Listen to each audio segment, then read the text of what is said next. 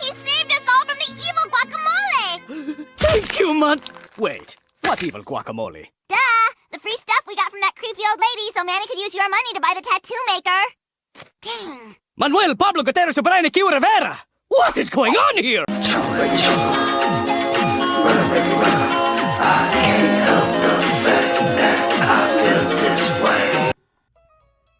In the world of superhero movies and TV shows, it's often a breath of fresh air to remember a time when network television gave us original superheroes.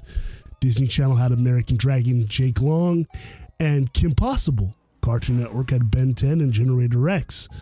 And Nickelodeon, surprisingly enough, had a whopping 3 numbers of superhero teens, including Jenny from My Life as a Teenage Robot, Danny Phantom, and the underrated hero, Manny Rivera, aka El Tigre. Miracle City, a spicy cesspool of crime and villainy. This is the story of Manny Rivera, better known as Tigre, son of the legendary hero, grandson of the evil supervillain, Loco. You might look at the show and notice similarities to 2 other cartoons that have come out in the past decade. One being The Book of Life, and Netflix's My Under 3. That's no accident because they're all created by the same man, Jorge R. Gutierrez, a Mexican-American animator, director, painter, writer, and voice actor. Born in Mexico City, raised in Tijuana, and a graduate of Cal Arts, Gutierrez's life parallels much of El Tigre.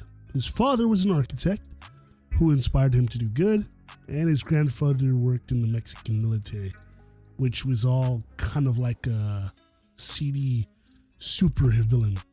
Let's hear it from his own words. An Arequipa called El Tigre for Nickelodeon, and that show got picked up. And so, people say, well, what's El Tigre about? El Tigre is about a boy who loves his grandfather and loves his father. His dad is a superhero, his grandpa's a supervillain, and he's got to figure out what he wants to do. Be good or evil, right? So take that back, break it down to my life. When I was growing up, my dad was an architect, so he was an artist, and I would go visit him in his office, and I would say, hey, Dad, can you draw me a dinosaur? And he would be, working on a house, turn around, draw me a perfect dinosaur, and go back to drawing the house. So I thought he had superpowers, and I thought he was a superhero because he was an artist, because he could draw. And then my grandfather, on the other hand, he was in the Mexican military. So whenever I would go to his office, the carpet was red, it was really dark. He was always on the phone, really hushed over. He had knives and guns everywhere. So I thought he was a supervillain. So my aunts would grab my giant cheeks as a kid and go, Jorgito, you're so much like your dad, and you're so much like your grandfather. What are you gonna do when you grow up? An artist or go into the military? So that's what El Tigre came from. El Tigre follows the misadventures of Manny Rivera as he struggles between his 2 natures, as his family is caught in a generational cycle of good and evil. Manny's father is a superhero known as White Pantera and wants Manny to grow up to be good and fight evil. Manny's grandfather is a supervillain known as Puma Loco, who thinks Manny should grow up to go into the dark side. Alongside Manny, we have his best friend and sidekick Frida, a wisecracking, energetic life of the party who knows how to rock. She's voiced by legendary voice actors Gray Griffin, aka Azula, Daphne Blake from Scooby-Doo, and Vicky from The Fairly Odd Parents, just to name a few. Also, did you know that Manny is voiced by Cassie and Lexi's mom in Euphoria? That blew my mind. What range? I'm putting a lot of trust into you. Yeah, Cassie, you don't get pregnant. That's not funny, Kat. But don't you dare get pregnant. Frida can sometimes influence Manny to do either right or wrong things, depending on how it suits her. Her father's a cop, so that's a really funny dynamic to see her be a rebellious preteen. Now I shall sing of myself. I am Frida, the best friend of noble El Tigre. you cannot stop. But that can be a problem because my poppy is a cop. There's music in my bones, there's music in my marrows. I'm rocking with my band, the Atomic Sombreros. And my closest amigo is Rodolfo Rivera, a.k.a. White Pantera! Noble hero fighting for truth, honor, and justice. Manny's father, Rodolfo Rivera, aka White Pantera, starts the show as a semi-retired superhero. He wants Manny to grow up to be a hero, just like himself. He's altruistic and usually means well, but sometimes can come off as a father who knows best. And he has a weird relationship with his ex-wife, Maria. His superpowers come from his bronze boots of truth, which allow him to move at supersonic speeds. Also, whenever he's by Maria, he basically turns into putty. Manny, how would you like a spectacular father and son crime-fighting afternoon? We'll demolish evildoers with relentless force. Yeah! While discussing your grades, your options for college, and your most private feelings. Nothing can keep them apart. It is their destiny. His grandfather, Grandpappy Rivera, known far and wide as Oh My Loco! The most feared supervillain in all of Miracle City. Evil will triumph over good! Until he retired. Jorge Grandpappy Rivera, aka Puma Loco, is Rodolfo's father and Manny's grandfather. He's a supervillain, and he wants Manny to follow in his footsteps in a life of crime. Although he claims to be evil, he always puts his family first and occasionally sticks his neck out when his family is in danger. Like his son, he's retired, but occasionally slips out. And also like his son, his powers come from the golden sombrero of chaos, which basically gives him a Dexter's Laboratory type mech. Gather round while I sing of the fierce Puma Loco, the grandpappy of El Tigre. This really famous villain is really quite a villain. He loves to be a villain. Did I mention he's a villain? He's got a big sombrero that turns into a suit that's full of evil powers to help him be a villain. And his grandson is El Tigre. Fire! Manuel Pablo Gutierrez O'Brien Ikiwa Rivera. Next, we have Maria Rivera, aka Plata Peligrosa. Sorry if I messed up the pronunciation. Manny's mother and Rodolfo's ex-wife. She's a kind and cool librarian, kind of like Chi-Chi from Dragon Ball, and doesn't really like the idea of Manny and Rodolfo fighting. This fear is what led her and Rodolfo to breaking up originally. It was her time back in college where she became addicted to being a superhero that led her to live in constant fear for the same thing happening to her son. Maria didn't want me to be a superhero anymore.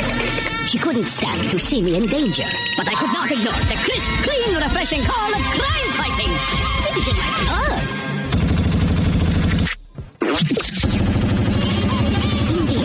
She could not stand it anymore. She had to leave me. I'm sorry. Both of his father figures pushed him to their appropriate side, unbeknownst to many, because he wasn't the first person in the Rivera clan to pick the moniker of El Tigre. Manny's great-great ancestor was plagued with the decision and went mad because he didn't pick a side, and the older generation wants to avoid the same fate. Speaking of this episode, The Grave Escape was the first half-hour episode in the series. In this episode, the Rivera family is preparing for Dios de la Muertes, but Manny and Frida end up eating all the offerings to the dead Rivera clan. Unbeknownst to them, however, Sartana of the Dead plans to bring back her evil army to finally destroy Miracle City. When Grandpappy and Rodolfo return, however, they find Manny in the act, and before they can chastise him, Sartana's army attacks, leaving Frida and Manny on a quest to find the missing Rivera clan and stop Sartana's plan. Unfortunately, Manny's ancestors are still miffed that he ate their sacred offerings, but after some convincing, they decide to go along with the plan, but they need the original El Tigre. We find the original El Tigre as he's, gone loopy, but they find a moment of lucidity and they end up going to the overworld, our world, and have to form the secret move, the Rivera Super Macho Blitz. And basically, he does a cool Dragon Ball Z type move where he summons a giant spirit of a tiger, kind of like how Goku summons the Ozaru. Overall, it's a pretty good episode. One that honors Mexican culture and is really badass to see what Manny could possibly become in the future. Personally, my favorite episode of the series is actually the series finale. No boots, no belt, no Brero. The episode starts with Rodolfo strolling through the night as he suddenly catches the sight of City Hall's dome being unscrewed. When he catches up to the villains, he finds out it's Manny and Grandpappy. He tries to scold them for the night, but they never listen. Rodolfo and Grandpappy argue over the dome when the owner of City Hall, President Rodriguez, steps out in his pajamas and it crashes on the building, destroying everything in sight. So this enrages the mayor, who immediately blames the family, and they are almost sentenced to 20 years in the Onion Mines. However, it's required by law that they're given the option of family counseling. So that being said, they have to give up their powers and bond, which is something that's really cool because you get to see how they live their day-to-day lives without their powers. And god damn, this family is cursed. Vera, we hear you don't got your El Tigre powers no more. I don't need powers to handle a few bullies.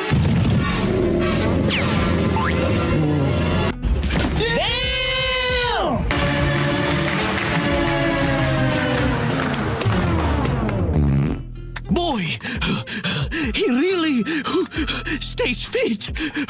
You're slow, man. I said drop that safe. Okay. Damn! God damn!